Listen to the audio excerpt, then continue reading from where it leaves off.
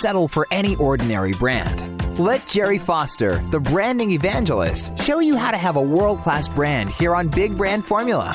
No more spinning your wheels, wondering what it takes to have a great brand that can have great things happen for you. Gerry wants you to think big and go big. Through his interviews and inspiring teachings, each episode is devoted to giving you the guidance, support, and tools for big branding your business, product, or a service, or even yourself as a personal brand. Ladies and gentlemen, please welcome your host, Gerry Foster. Welcome, everybody, to the Big Brand Formula podcast. I'm Gerry Foster, the big branding guy, also known as the branding evangelist.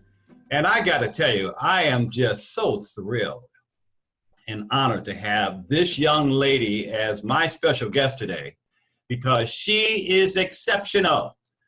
And I am talking about the one and only Michelle Gomez. Now, before I share some things about Michelle, I want you to know that one of the things that I take great pride in is being able to bring to you as viewers and as listeners the very best of the best at what they do. And without a question, Michelle M. Gomez, I should say, is one of those people. So let me tell you a little bit about her, if I may. Michelle M. Gomez, MBA, is the Latina career and life coach. Well, I like that, Michelle. She is a speaker and author of Your Brilliance, Overcome Impostor Syndrome for Career Success. Now, Michelle has earned a bachelor's degree in business management as well as a master's degree in business administration. She has over 21 years of experience learning, navigating, and overcoming obstacles that plague women in the corporate environment. Is that not the truth? And she is passionate about helping Latinas achieve positions of power and influence through effective career planning. Effective career planning, I like that. And personal advocacy. Michelle uses her expertise in executive presence, professional communication, personal branding, leadership quality, and negotiation methods to empower Latinas toward their personal and professional goals. And by the way, she's a mompreneur. I love it. She's a working mom, holding down a corporate job while building her coaching business. And so Michelle helps other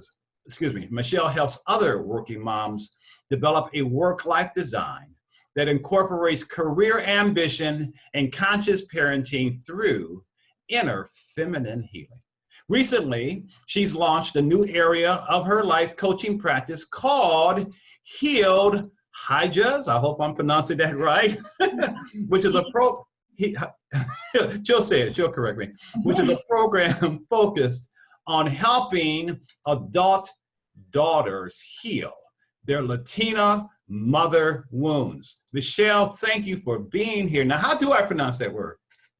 Hijas. So hijas means daughters in Spanish. So healed hijas, it's like healed daughters. I wasn't even close. That's okay. Oh, Michelle. So tell us a little bit about yourself in terms of your business and your coaching and your brand and why you do what you do. And I love that you're doing it for a specific niche audience. So please tell us. Yeah. Well, I think as I started to launch my company almost 2 years ago, I had already sort of, I guess you can call it a small following of women that kind of knew me personally or through different groups or associations or networking events I had attended. And so I had plenty of Latinas come to me and say, hey, how did you do this? Because they saw that I had elevated my career in a corporate space, even in an environment that was very male dominated.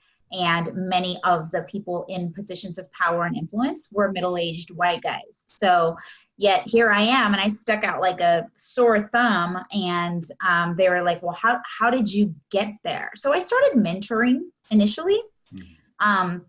People I knew, people I didn't know, people who reached out to me on LinkedIn. I had even in my corporate jobs interviewed people And then when I went back to them and said, I'm sorry, we've decided to go with another candidate, but, I wish you well. We'll hold on to your resume. I've even had people reach out to me on LinkedIn kind of, roundabout, send me an email like, hey, I really appreciate that interview. I was wondering if I could meet with you for a cup of coffee. I think I've been interviewing for a while now and nothing's happening. Maybe there's some blind spots you can help me with. So I obliged, just like, of course. And it turned into a 1-hour coaching session of, let's look at your resume. Let's look at your LinkedIn profile, how to have an empowered interview style, how to negotiate, how to get your questions answered, all those things. And so people just started listening to what I was teaching. And I realized like, I probably need to do something about this and do something with this. So I took all of everything that I know about being a woman in a corporate environment, being a woman of color in a corporate environment, and then started an entrepreneurial pursuit. And so I'm learning even now the sort of the journey of being a mompreneur and a solopreneur, being a woman of a Latina in business. Fortunately, we live in Southern California, as you and I do. And the Latina entrepreneur space out here is so rich. Like there's such a community of amazing Latino business owners, and they're so supportive and they've really embraced me. So it's been wonderful. I've spoken at universities. I've spoken at women empowerment forums. Right now I'm doing a lot of webinars and podcasts and things like that due to COVID.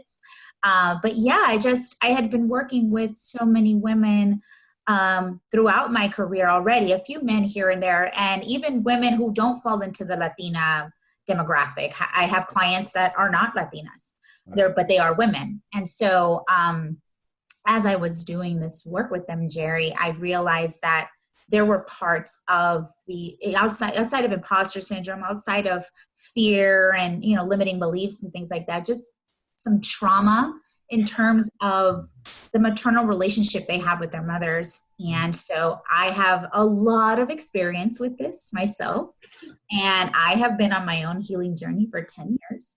And so I was able to apply a lot of what I've learned through therapy and my own life coaches that I work with, and the reading that I do in the journal of prompts, and just the spiritual journey I've been on to heal my mother wounds. And so I opened this other space because I thought, wow, there's already so many women talking to me about this when we're talking about career, because it always ties back to something in our childhood about why they struggle to really show up and advocate for themselves in a powerful way. And so, yeah, it's been wonderful. I started this Healed EHAS group, and it's grown to over 180 women since January. And it's really great because Latinas, and I'm sure every woman of color and different demographic has a similar story. We just, as Latinas, we don't necessarily come from a culture that gives us a safe space to talk about this stuff. We're supposed to revere our moms in a certain kind of way. And if we don't, we're bad daughters, and we're not allowed to really deal with mental health and trauma and boundaries and things like that. So I realized that I was so alone on my journey that I thought, if I start this, if I share with all these women who follow me already, and I was very transparent, like, just so you guys know, I know it looks like everything's great, but just so you know, I've been dealing with something silently that I've never shared. Mm-hmm. So when I shared it, all of the DMs and the responses to my email, the text messages, like, girl, me too. Where can we go? And so I looked at my life coach. I'm like, okay, now I feel a responsibility. I need to create a platform and a place for these women to go. So I did. And that's how Healed EHAS came about. Well, that is, and thank you for sharing that, because you're hitting upon so many great points from a big branding perspective. One, of course, is to find the underserved market, which are often people who have needs and wants that are not being met, or they're being met poorly. Yep. Because whenever you can look out into the marketplace and find that void, that gap, where people are crying out and they're looking for their voice to be heard, and you can come along and give them that platform for someone to finally hear them, to help heal them. man, you're really onto something here. So I applaud you for what you do. But I'm curious though, let's probe this a little bit more, because when you start looking at the Latina market, and like you said, this is universal. This is not, but that's your warm market. That's your heritage. That makes sense. And also, given your own background, is there something that you could give as advice to others out there, perhaps, who were thinking about, gosh, maybe I should be a life coach, or maybe I should do some kind of coaching? What advice would you have to those who perhaps want to be like you?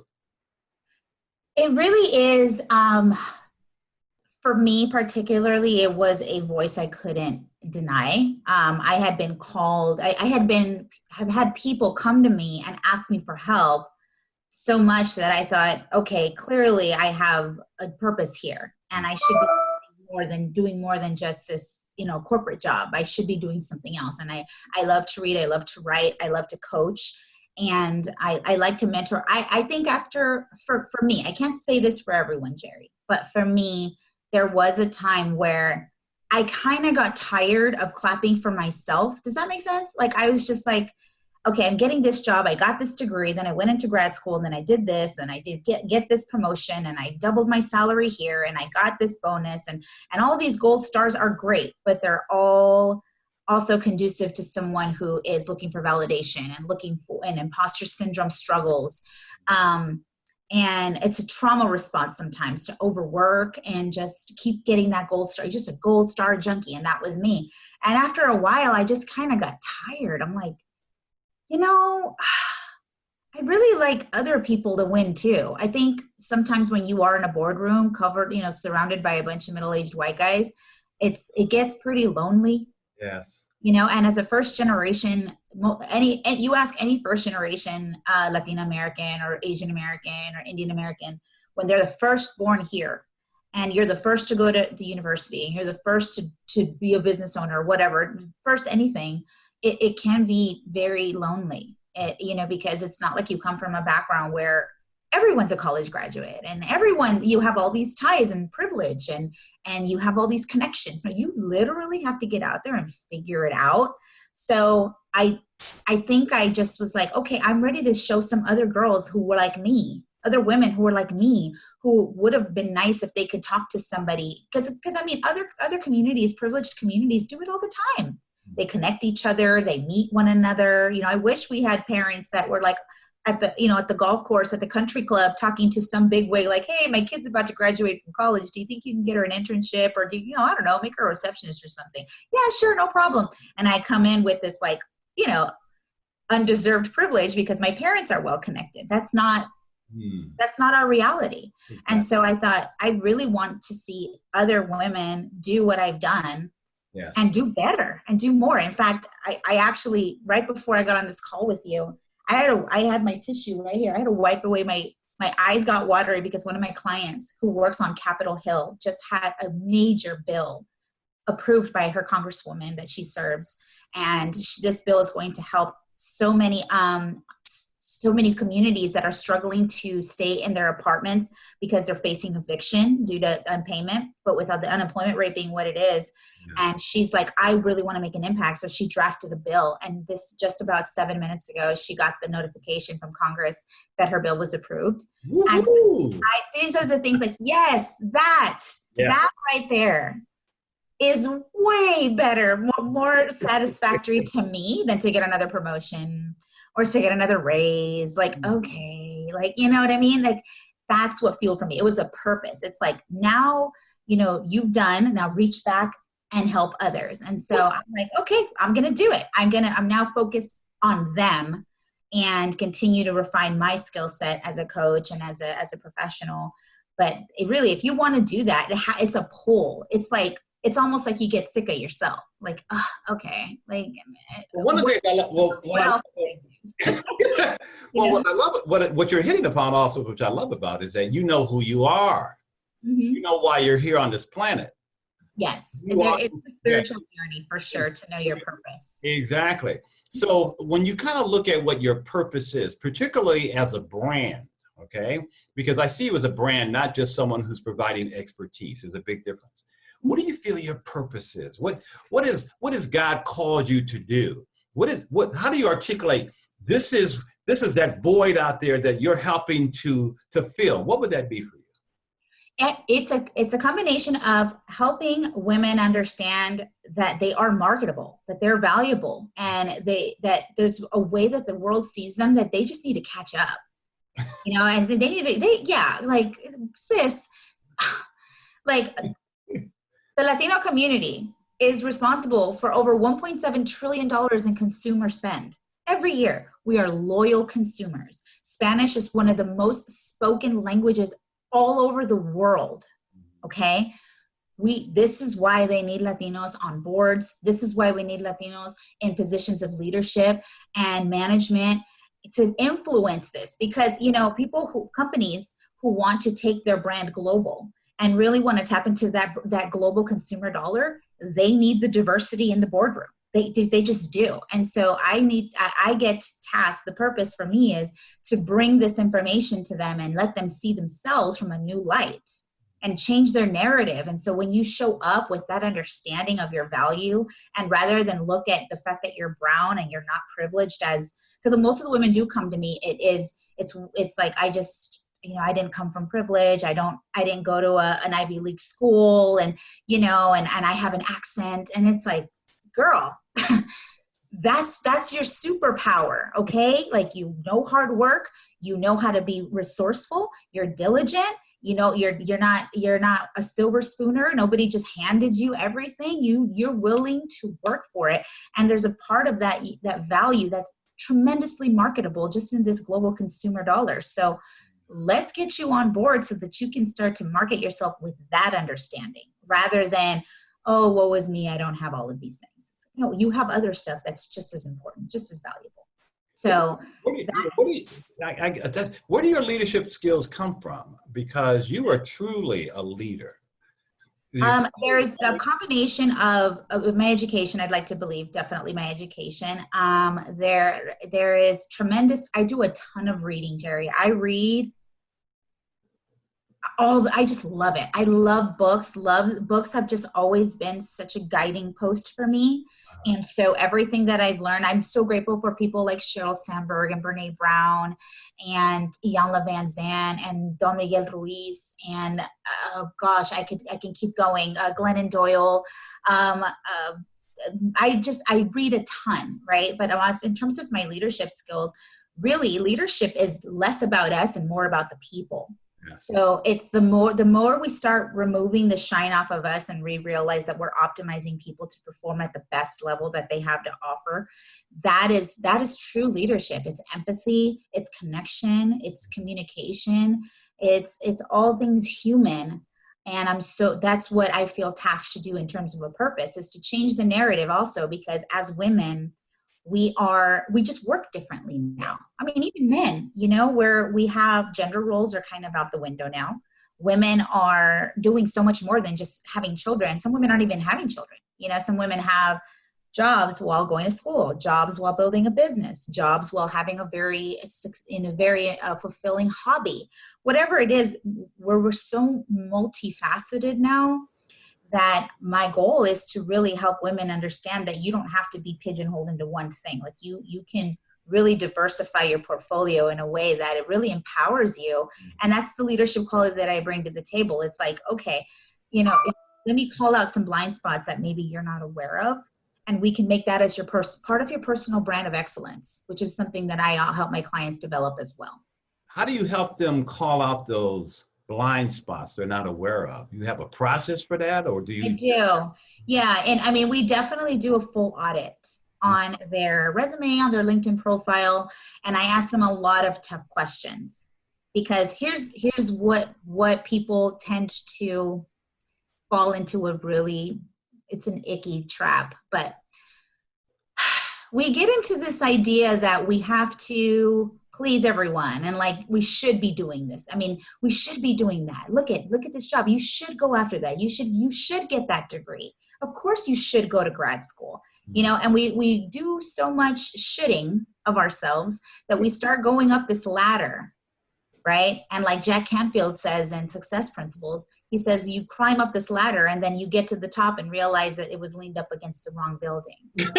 That's a good one. I haven't heard that one. Yeah, it happens a lot. I mean, just 2 weeks ago, I finished reading Becoming by Michelle Obama, and she did the same thing.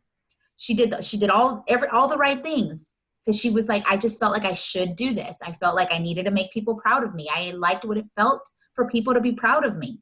And then I did the thing. I went to Princeton. I went to Harvard. I got the important job in Chicago. I had the nice house, the nice car and the gym membership and the nice suits and the nice salary. And then I just realized on a Wednesday doing corporate law review that this isn't it. And it happens all the time. So I tell women, stop shooting. Okay, let's tell me what your ideal Wednesday looks like. Stop shooting on yourself, especially. Yeah. What is your ideal Wednesday? And it's okay. If you don't want a PhD, if you're like, that's okay. If you don't want a master's degree, that's all right. Like, if you don't want to be the manager, if you really, really enjoy the work that you're doing, it fulfills you, it makes you feel proud of yourself, that's okay. Like, well, what it is that we get our egos, we're so invalidating that our egos get stroked when someone's like, oh, you're so great, you should take this job, you should go do this, you should go get that degree, you should start this business. And it all becomes about pleasing everyone else so that people can feel okay about our ambition levels. And it's like, no, it's okay to really sit with your list of non-negotiables and the type of Wednesday that you want to have. What's a regular Wednesday for you? And let's build a business and a career or a life around that. Expand upon that, please, because I've often heard that is very true for women. And what you're saying, though, is that it's also very true, if not truer, for Latina women, if not women of color. Any thoughts about any of that? Yeah, I think for women of color, my perspective is that we have such a responsibility to be an example. There's such a. So when you say women of color, you mean Latina, African American, whatever that color is. Our different cultures have different expectations of the donor. Like I said, going back to Becoming by Michelle Obama, she referenced how being from the South Side of Chicago, and her, humble parents, her mom was like an accountant or something, worked in an administrative office. But other than that, she mostly stayed home until they were in high school. Right. And then her dad worked for the same engineering company for like 27, 28 years before he retired. So she came from very humble beginnings. And so she didn't want to follow the statistics, and didn't want to fall behind. Her and her brother were determined to break the mold and be an example. So I think for a lot of us who come from immigrant parents and they came here and maybe didn't have as much opportunity as we do, we feel this tremendous responsibility to push the community forward and do this so that we can show our little sisters and our little cousins and other little girls everywhere that it's possible. And that's wonderful, Gerry. Like, that's great, right? After a while, though, you can find yourself almost 40 and be like, what have I been doing? Like, this is not fun for me. Like, I haven't held any boundaries. I haven't really taken a moment to think about what I want to do, what brings me joy, and whenever women feel stuck that way, that's usually when they call me, because then it's usually like, well, I'm thinking about going back and getting another master's degree, or I was thinking about pursuing my PhD, or I was thinking about, and it's always like, I'm not enough. I need to go do something to show that I'm enough. And that's the limiting belief that holds women back the most. I remember when Marianne Williamson first introduced that whole idea years ago. I remember reading her book, Miracles. What was the name of her book? Something Miracles. I don't know any of her books. I just know her from her work. I've watched her talks before, but I wasn't familiar. I didn't know she was an author, so that's news to me. You have to pick up some of her books. You should. Yeah. I'll find out and let you know. Yeah. But the other thing too that's really, really incredible about you is that, and I really want to focus on the Latina women, is that. And I can say this as a person of color myself, because I understand the dynamics that go along with that. Yeah. You pointed to the problem that women in general deal with. And I don't know if you've ever heard the phrase in the African American culture, which is, when America catches a cold, Black folks get pneumonia. So I'm wondering, in the Latina market, with with those challenges, it's even more pronounced, which is even more of what? A motivation for you to go out there and do the fine work that you're doing. Can you share about that? In terms Yes, because really it's being able to, now we can talk about two different paradigms. When it comes to career, it is talking to women about not only understanding their worth as a woman of color and what they bring to the table concerning, the loyal consumer background that they come from, but also being able to balance some of the strengths of Latina women and rather than use them as some sort of hindrance, right? So like, for example, we are known as being, I'll use words in Spanish and then I'll translate them. We're simpáticas. We're very charismatic. We're warm people, right? We have confianza. Like we're really good about establishing relationships and building trust with people because of our charisma and our warmth, right? We come off in a very authentic way. And engaging and very charming. And so rather than be afraid of those things, be able to package them with and slap some executive presence and emotional intelligence on top of that. And sis, you are good. Like, you got your nice resume, your LinkedIn profile, you're clear on your list of non-negotiables. You know what salary you deserve because we've researched it. You're prepared to negotiate. And now you got to get in there and not let your stature, the color of your skin, the possibly the accent you may have, none of that should matter. It's because it doesn't change your warmth, your charisma, and on top of that, the intelligence, the skill, and your personal brand statement that we help them develop. So this way, it's less about their color and it's more about their character. Very nice, very nice. Right? And then when it comes to the Healed Hijas stuff, it's also engaging in conversations about mental health from a place of boundary setting.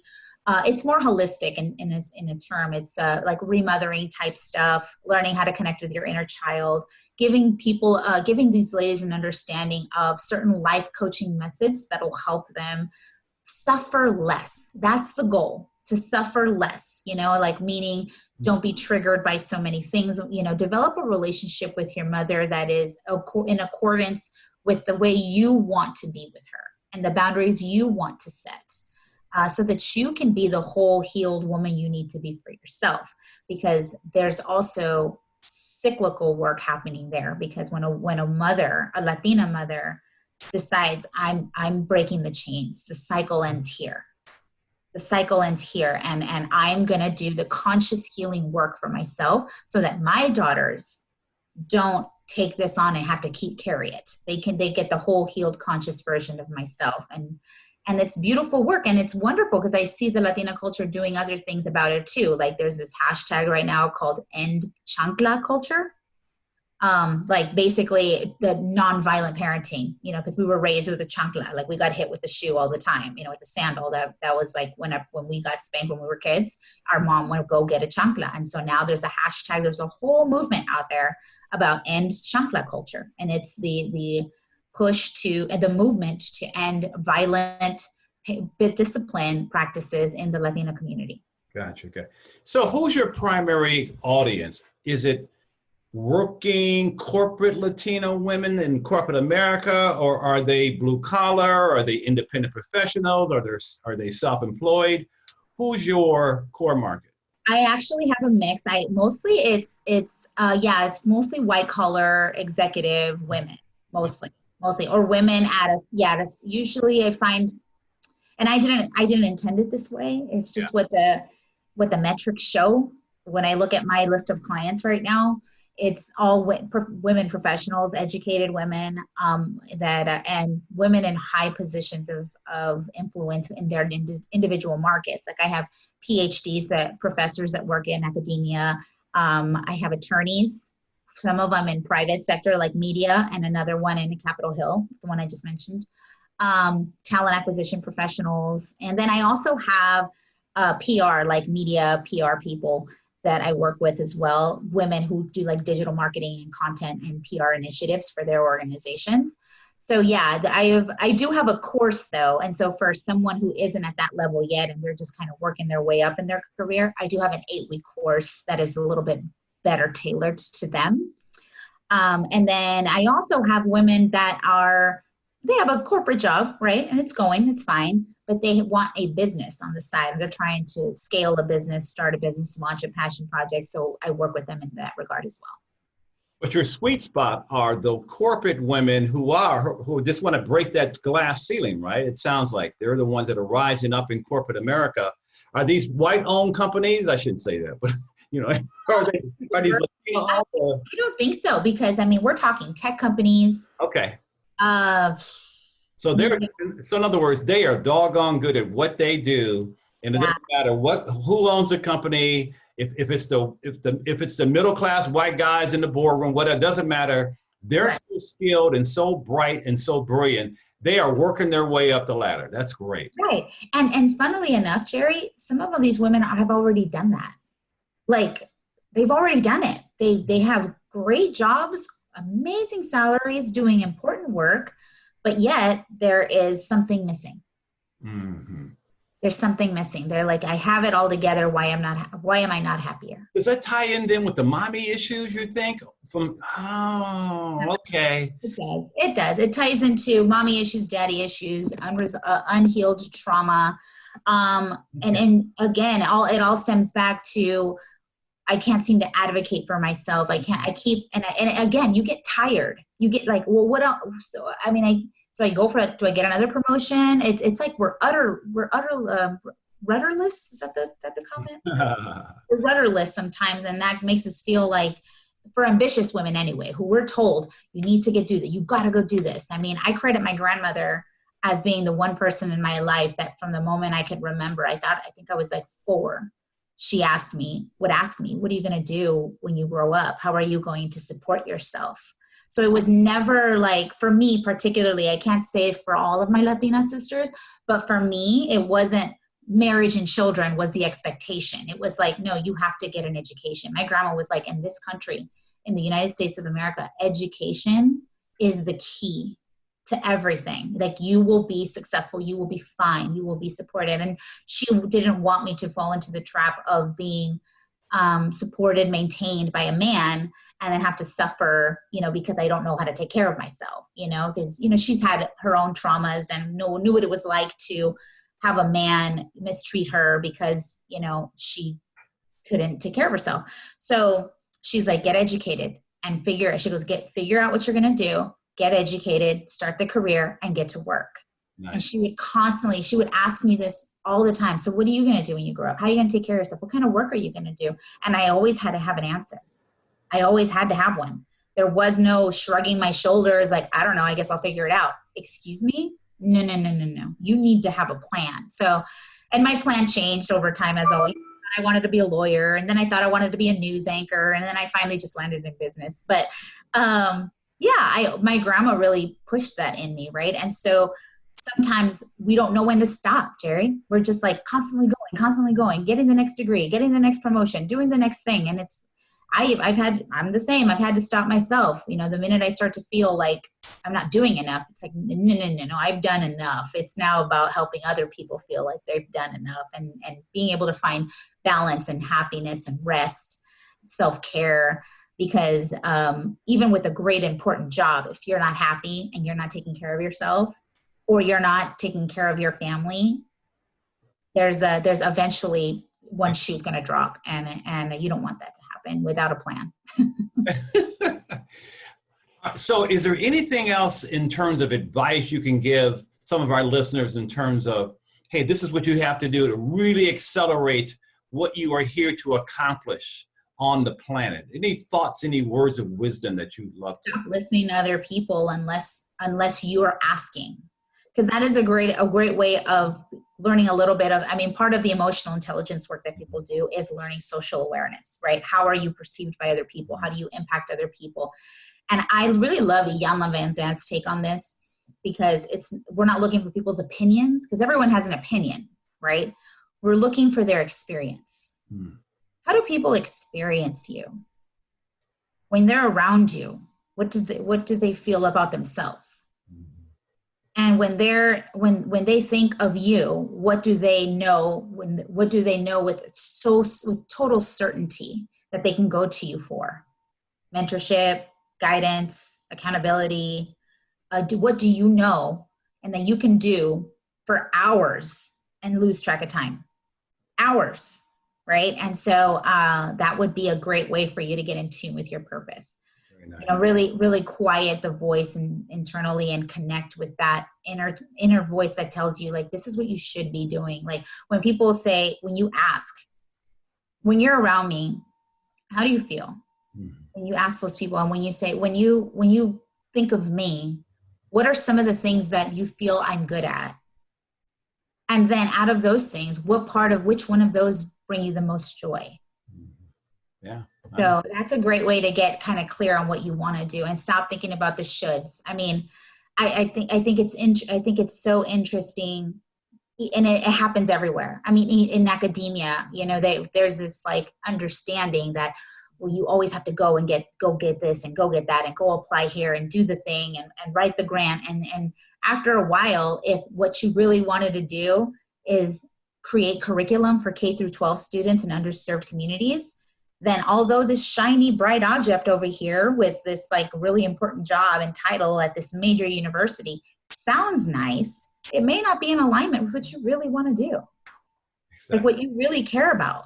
And so that's why I tell people, think about what your average Wednesday would look like. What do you want that to look like? Walk me through the day. When you wake up in the morning, what do you do? And then when you get in your car and go to work, where are you driving to? Where are you sitting? Is it remote? Are you in an office? What are you doing? Who are you talking to? Talking about what? What are you spending your time doing that you lose track of time? Like, oh my gosh, it's 2:00. I didn't even eat lunch. That's how excited I was about what I was doing. That is your purpose. I tell you, your philosophy mirrors mine when it comes to personal branding, because I always tell people, build your brand around why you're here. And you're here for a purpose. You're here to accomplish something that has been sovereignly set aside for you to accomplish. Indeed. That only you are supposed to accomplish. And so do what you were born to do and meant to do. Tap into your brilliance. Yeah. Let your light shine above the rest. And totally. That's a great point, because that's another thing when people are starting to get into their purpose is, it's okay to get social proof, right? Seeing what other people are doing and like, oh, okay, this is clearly a business model that I can probably, build on my own but add my own unique spin onto the branding and marketing and approach and whatnot. But it's not a race, really. It's a journey to, be strategic, be smart, ask for help, be willing to do it scared. Be willing to do it wrong the first time. We all did everything wrong first. It's not like we got into marriage and knew exactly how to be married. It's not like we got into college and knew exactly what to do day one. It's not like we had kids and the first day of being a parent, we knew exactly what to do. We had all the answers. That's never the case. So it's the same thing with any purpose that you see that you need to do. Be willing to do it scared and do it wrong, and to learn as you go. Wow. Well, that's a great way to end this fabulous interview. And you are clearly a change maker. Thank you. And an authority at what you do. And you're out there doing some incredible, fabulous work. And you are a walking, shining reflection of what you do for your clients and for your students. And so this has been a real treat for me. Thank you for having me. Oh, my pleasure. And to serve the market that you're serving, I can't imagine there's other people out there doing what you do. You sound like a one-of-a-kind, me-only, standalone brand. That's my language. I haven't heard or come across. In fact, when you and I connected, one of the main reasons I wanted you on my show was I was like, whoa, I have never come across anyone, to your knowledge, is doing this, right? Actually, I do. I'm involved in certain associations that are very Latina driven. So I have been on podcasts and worked with women who are life coaches, Latina life coaches, and they are also therapists, social workers and things of that nature. And I'm also a part of this group called Latina Vida. And it's a group of corporate women that the whole purpose is to elevate other young corporate women into positions of power and influence within their industries. And they do conferences and stuff like that. So I'm involved with that group, with that association as well. And yeah, they're all Latina women, and they're from different backgrounds, law, accounting, human resources, and everything, supply chain, media, so government. And so they've created this association called Latina Vida that is geared towards helping companies create diversity and inclusive initiatives that will put more Latinas in positions of influence in companies. Well, even if someone is a life coach going after the Latina women market, there's only one Michelle Gomez, because nobody can do it like her. So thank you again for being here. Thank you, Gerry. So everyone, thank you. As I promised, I bring you nothing but the best of the best, and Michelle Gomez is certainly one of a kind for sure. And if you want to learn more about Michelle, when you come to my website, GerryFosterBranding.com, go to the podcast page and you can scroll down and learn more about Michelle. And of course, watch this interview. And your website is MichelleGomez.com, I assume? It's Michelle M. Gomez. I make sure I pay homage to my grandmother, Marta Michelle. Oh. My middle name is after her. So it's Michelle, M-I-C-H-E-M for Martha, Gomez with a Z.com. Wonderful. All right.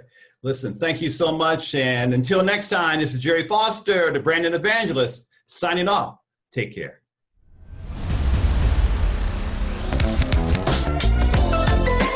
You have just listened to Big Brand Formula.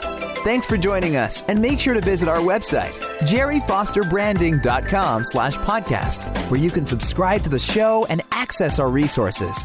If you found value in this show, we'd appreciate a rating on iTunes or simply telling a friend about us. Join Gerry again on the next episode of Big Brand Formula, where he can further help create your world-class brand.